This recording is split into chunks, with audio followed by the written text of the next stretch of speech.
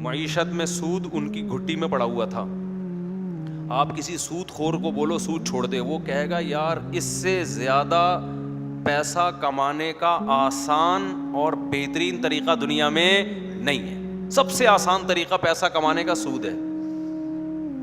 یہ ہو سکتا ہے کہ اگلا قرضہ لے کے بھاگ جائے, اس کا طریقہ ہے رہن رکھو. سمجھ رہے ہو نا, کوئی پراپرٹی کے کاغذات بطور رہن کے رکھ لو. عرب کیسے کرتے تھے, ادھر 1 کروڑ روپے دیا اور رہن میں اس کی زمین رکھ لی اپنے پاس کہ بھئی یہ زمین یا گھر تمہارا ہے جب تک میں قرضہ نہیں دے دیتا. اب قرضہ ملنے کا بھی یقین ہے, نہیں ملا تو آپ یہ پراپرٹی آپ کی ہوئی اور اس پہ پروفٹ بھی مل رہا ہے. پھر اس پروفٹ پہ ڈبل پروفٹ. اس مہینے قسط نہیں دی, کوئی بات نہیں یار اگلے مہینے ڈبل دے دینا. آئی بات سمجھ میں؟ اگلے مہینے نہیں دی یار تمہیں میں چھوٹ دے رہا ہوں, اس سے اگلے مہینے کیا کر دینا, ڈبل کا ڈبل کر دینا. اضعافا مضاعفا قرآن کہتا ہے, دگنا در دگنا کر کے لیتے تھے. آج بھی یہودی یہی کر رہا ہے. بینک میں ٹائم پہ کس جمع نہ ہو کیا لگتی ہے, پینلٹی. پھر وہ پینلٹی ملٹیپلائی ہوتی چلی جاتی ہے. دنیا میں جو سرمایہ دار آدمی ہوتا ہے, جس کے پاس پیسہ ہوتا ہے, اس کے لیے پیسہ کمانے کا سب سے آسان طریقہ کیا ہے, سود کمانا شروع کر دے. اس میں رسک زیرو ہے. اب بتاؤ ارب پتی لوگوں کے لیے, جو کروڑ پتی لوگ ہیں ان کے لیے تو بہت, اور عرب میں یہ تھا, سود بہت ہو گیا تھا. یہودیوں نے اس کو بہت پروموٹ کیا تھا سود کو. قرآن کی ایک آیت نازل ہوئی. اچھا سود کے اگینسٹ کیا ہے, مزاربت ہے, مشارکت ہے. اس میں بڑی ٹینشن ہے بھائی. اس میں کیا ہے, فل ٹینشن. ٹینشن یہ ہے کہ نفع میں بھی پرسنٹیج. اب کبھی پروفٹ زیادہ ہو رہا ہے, کبھی پروفٹ کم ہو رہا ہے. کم ہو رہا ہے تو آپ کا مہنگائی بڑھ رہی ہے, پروفٹ کم ہو رہا ہے تو آپ کا بھی کم ہو رہا ہے. انویسٹر کی ایسی کی تیسی ہو رہی ہے کہ نہیں ہو رہی. فائدہ کس کا ہو رہا ہے, غریب کا ہو رہا ہے. وہ محنت زیادہ کرے گا تو پروفٹ مارجن بڑھے گا تو اس کا بھی بڑھے گا نا. اب مجھے ایک بات بتاؤ, میں 1 لاکھ روپے آپ کو دیتا ہوں, بولتا ہوں مجھے ہر مہینے 2000 روپے چاہیے. اب آپ محنت زیادہ کرو کم کرو, پروفٹ اس کا رزلٹ نکلے نہ نکلے, مجھے میرا 2000 ملے گا. میرے تو مزے لگ گئے.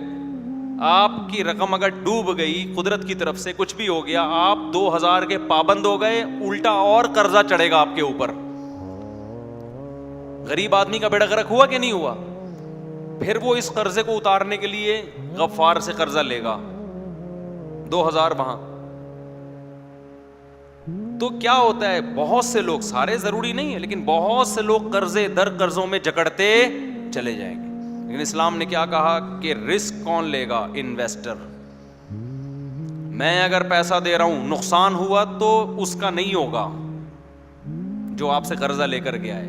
ٹوٹلی نقصان کون اٹھائے گا, انویسٹر اٹھائے گا. اللہ میاں نے کہہ دیا ہے کہ پیسے سے جب پیسہ کمانا ہے تو رسک لیے بغیر, یہ نہیں کہ ہاتھ پہ ہاتھ رکھ کے بیٹھے گے جی میں نے 1 لاکھ روپے دیا, وہ جائے بھاڑ میں, جو مرضی کرے, فائدہ ہو نقصان ہو. نا نا نا نا نا. جب آپ 1 لاکھ روپے کسی کو پکڑاؤ گے یا 1 کروڑ پکڑاؤ گے, آپ تسبیح لے کے بیٹھ جاؤ گے, یا اللہ اس کو نقصان نہ ہو جائے, کیونکہ نقصان اس کم وقت کا نہیں ہوگا, نقصان کس کا ہوگا, میرا ہوگا. یہ تو آ کے کہہ دے گا حضور سارے ڈبے بارش میں بہہ گئے.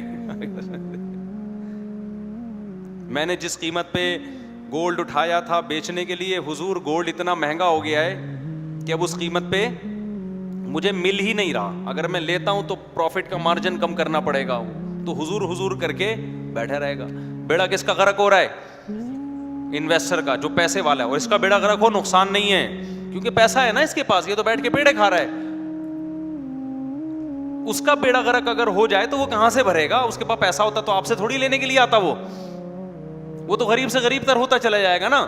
تو سود میں کیا ہوتا ہے, غریب سے غریب تر, امیر سے امیر تر. اس پر میں بہت ڈیٹیل میں بیان کر چکا ہوں کہ اسلامی نظام معیشت میں کیسے اکانومی جو ہے نا وہ بیلنس رہتی ہے. یہ بھی میرا ٹاپک نہیں ہے, ورنہ اس پر میں 1.5 گھنٹے کا بیان کر چکا ہوں.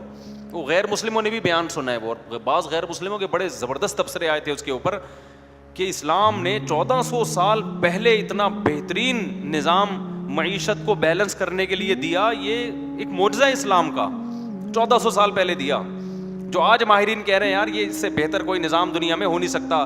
مگر اس کو اختیار کیوں نہیں کرتے, کیونکہ اس لیے نہیں کرتے کہ اسلام جو حکم دیتا ہے وہ پوری انسانیت کو دیکھتا ہے, جبکہ لاس جو بنتے ہیں نا وہ بنانے والے سب سے پہلے کس کا فائدہ دیکھتے ہیں, اپنا. ان کو پتہ ہے یار اگر ہم نے سود پہ پابندی لگا لی سب سے پہلے بیڑا کس کا غرق ہوگا؟ ہم جو بڑے بڑے سرمایہ دار ہیں. تو کون اپنے خلاف قانون بناتا ہے؟ شراب پہ پابندی لگ گئی, انسانیت کا فائدہ ہے یا نہیں ہے؟ لگتی کیوں نہیں ہے؟ جو لگانے والے اسمبلی میں وہ سارے پی کے آئے ہوتے ہیں, کہیں گے یار ہم نے تو پیے بغیر ہمارا تو اسمبلی کا اجلاس نہیں ہوتا. تو یہ ممکن نہیں ہے نا. اس لیے قانون سازی ہمیشہ کس سے کروانی جائے گی؟ خدا سے, جو انسانوں سے بالاتر ہے, وہ سب کا دیکھتا ہے, چند لوگوں کے مفاد نہیں دیکھتا وہ. تو محمد صلی اللہ علیہ وسلم نے اعلان کر دیا. دیکھو آپ صلی اللہ علیہ وسلم تو بہت اقلیت میں تھے نا, آپ کو کیا ضرورت تھی سود پہ پابندی لگانے کی ہے؟ آپ کو کیا ضرورت تھی شراب پہ پابندی لگانے کی؟ جو باطل آدمی ہوتا ہے, آپ سیاستدانوں میں دیکھ لو, سیاستدان ووٹ لینے کے لیے, اپنے فینس کو بڑھانے کے لیے لوگوں کے مخالف بات کرتے ہیں یا لوگوں کی جو ضرورتیں ہیں ان کو پورا کرنے کے ان سے وعدے کرتے ہیں؟ بتاؤ, وعدے کرتے ہیں نا. کبھی آپ نے ایسا سیاستدان دیکھا جو شرابیوں میں تقریر کر رہا اور کہہ رہا آپ مجھے ووٹ دیں میں سب سے پہلے شراب بند کرواؤں گا؟ اس کو پتا ہے شرابی مجھے ووٹ نہیں دیں گے. تبھی یورپ امریکہ میں جو ووٹ لیے جاتے ہیں اس میں شراب زنا کا ذکر نہیں ہوتا کہ آپ ہمیں ووٹ دیں ہم زنا پہ پابندی لگا دیں گے. گدے گھوڑوں والا کام ہے, لوگ دیں گے ہی نہیں ووٹ. اب تو کیا بات کر رہا ہے یار, سب میری گرل فرینڈ اور میں تو تجھے نہیں دیں گے, لوگ یہ کہیں گے نا. آپ گٹکے والوں میں تقریر کر رہے ہو مجھے ووٹ دو, میں گٹکوں پہ پابندی. گٹکے والا کہے گا تو گٹکا کھا لیتا نا تو ایسی باتیں نہ کرتا. یہ سب گٹکا نہ کھانے کی وجہ سے ہوتا. ہمارے نبی پوری دنیا کا ویژن آپ کو دیا گیا, پوری دنیا میں اسلام کو غالب کرنا ہے. اب لوگوں کو اپنا ہمنوا بنانا ہے, سب سے پہلے اپنا فالوورز بنانا ہے.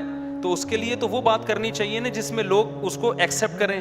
لوگوں کی خواہشات آپ چھڑوائیں گے تو لوگ تو آپ سے کٹیں گے نا. کیا خیال ہے؟ لیکن آپ کیا کہہ رہے ہیں بھائی میں اللہ کا نبی ہوں شراب چھوڑ دو.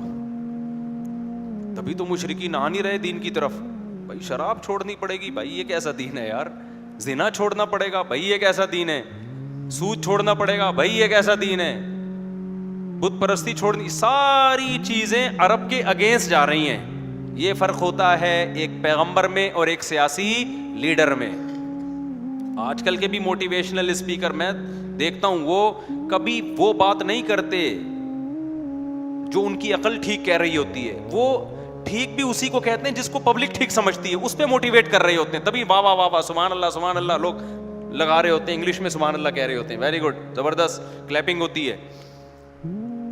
حالانکہ بہت سی چیزیں ان کی عقل کہتی ہے کہ یہ غلط ہے, لیکن ان کو پتا ہے اگر ہم نے یہ کہنا شروع کر دیا تو جو لوگ ہماری اسپیچ سننے کے لیے آئے ہیں وہ مارکیٹ سے شارٹ ہو جائیں گے, وہ نہیں کریں گے کبھی.